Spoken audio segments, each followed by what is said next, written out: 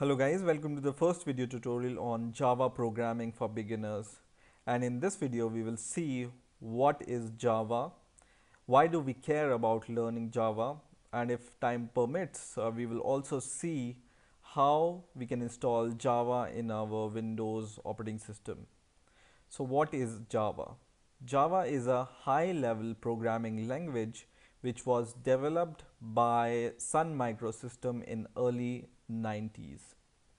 So as any other high level programming language like C Sharp or C++, Java is also a high level language, but it's a little bit different from other languages in a sense that it's a cross platform programming language which you can develop and run on multiple operating system like Windows, Linux, and Mac OS or any other operating system, and it runs its program using a special virtual machine called Java Virtual Machine, which is this one. So this Java machine is responsible for running Java programs, and whenever you install Java on your operating system like Windows or Linux, you also install this Java virtual machine. And this Java virtual machine is same for every operating system. So your program runs on this Java virtual machine and not on the native Windows or Linux operating system.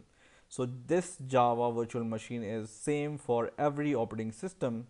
That's why it runs on every operating system which Java supports, right? So if you compile a Java program on Windows, you can run it on Linux or Mac OS using this Java virtual machine. That's why before developing Java, we need to install Java, JDK, and JRE on our operating system. Okay, and Java is a object-oriented programming language. So we will see what object-oriented programming is and what are the features of object-oriented programming. But yeah, it's object-oriented programming, and I will teach you more about the programming, we will see what is this. So now, first of all, we need to install Java on our system, and it may be possible that Java is already installed on your system, or it may be possible that you have never installed Java on your system. So how to check whether Java is installed on your system? It's easy. So you just need to, if you are on Windows 8, you just need to right click your start menu button and open command prompt from here. And in here, you just need to give this command Java C. Okay, so give this command Java C and press enter. And if this command responds that Java C is not recognized as an internal or external command, then Java is most probably not installed in your system and you need to install Java on your system. Okay, so like my operating system, I don't have Java, so I will install it. So I'll just open your browser and just search for Java JDK or simply Java also works. And in here, the first site will open hopefully from oracle.com. Just click this link, and in here you will be able to see two options. One is Java JDK, other is NetBeans with JDK. So Java is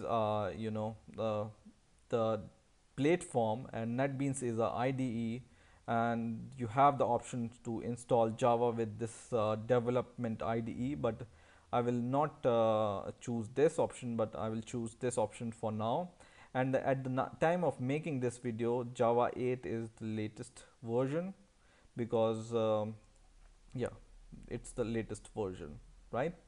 And when you click this Java button here, so once again Java button, I clicked. In here you need to accept this license and condition in order to download this Java. So just click the small radio button which calls accept license agreement, and then choose your operating system. So my operating system is Windows 64. If you have Windows 32-bit operating system, you need to choose x86. But right now I have x64 operating system, which is 64-bit operating system. That you can check if you are on Windows 8. You just need to go to systems. So search for systems, not like this, but systems, system, and in here I can see that my system type is 64-bit operating system. So if it's 32-bit operating system, you need to download 32-bit executable file. So mine is 64-bit, so I will just click the 64-bit link and I will save this. So it will take some time to download this Java executable. So once this will be downloaded, we will be ready to execute this executable and install Java. So my download is complete now, so I will run this executable file and I will minimize all the other things. And this installation is really straightforward, so you just need to click next and it will check the status and all, and then it will start installing Java on your system, and it's really straightforward, so you don't need to worry about anything while you are installing Java. And while installing, it will ask you the destination folder wherever you want to install Java on your system and JRE on your system. JRE stands for Java Runtime Environment, and JDK stands for Java Development Kit. So these are the two things which will be installed by this installer. So I will generally leave them as default and I will click next and then wait for the installation to complete. So now Java is successfully installed in our system. You will be able to see this message, and then I will close this. And once you install Java, you can check it while going to the C folder of your computer and then go to program files, and in here you will be able to see this Java folder. And in here you will be able to see two folders. One is JDK folder and the other is JRE folder. Okay, so JDK I already told you is Java Development Kit, and JRE is Java Runtime Environment, right? So I will change the name of these JDK and JRE to make them short and really easy to understand. So I will rename my JDK folder as JDK8. Okay, so it's just JDK8, and I will rename my JRE folder as JRE8 because the version of this Java is Java 8.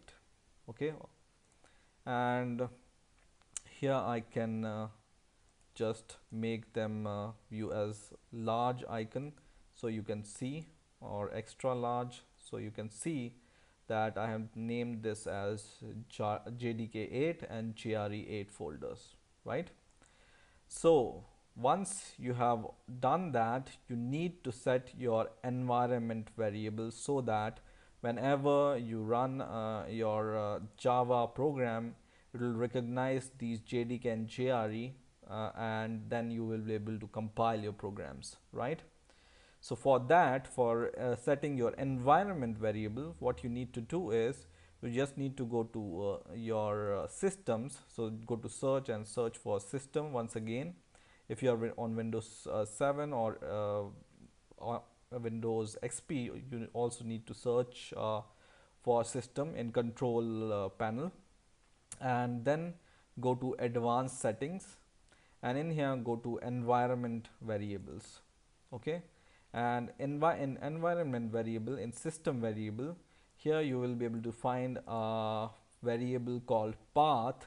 You just need to click or double click this path or add it, or click this added button, and in here you will be able to see variable name is equal to path, and the variable values, there will be already some values in here, and you need to add some more value here, which is the JDK.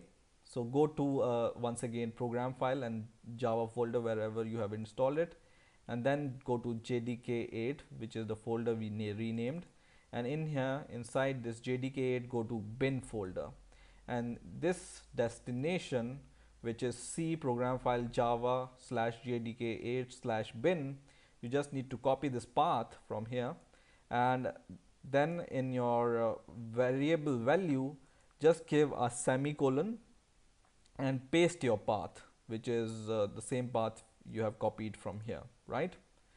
Once again go to your Java folder once again, and then this time go to JRE, okay, and in here also you will be able to find a binary folder or bin folder, and then copy the path from here, and then give semicolon to your variable value, whatever value is present already here, and paste this path also, okay. So you need to give this C program file slash java slash JRE8 slash bin folder, and C program file slash java slash JDK8 slash bin folder path here in environment variable. And why do we set environment variable is whenever you compile a program, if you set environment variable, your compiler knows the path of these binary files which are responsible for compiling your program, and it will be straightforward to compile your program. Now once you have done set your environment variable, we will open once again command prompt and check whether Java is really installed in our system or not. So once again give Java C and press enter, and this time I can see a big response in response to my Java C command, and I can see that it's saying that the uses of this Java C is you need to give some options and source file. So Java C is a command to compile a program or Java program. So whenever you give a Java C dash some hello world.java file, it will compile your Java program, and then you can run your Java program, right? That's why we use this Java C command. So in this way you can install Java on your system. Now in the next video I'm going to show you how you can install an IDE which is called Eclipse IDE, which is widely used to develop Java programs. So stay tuned and please rate, comment and subscribe, and bye for now.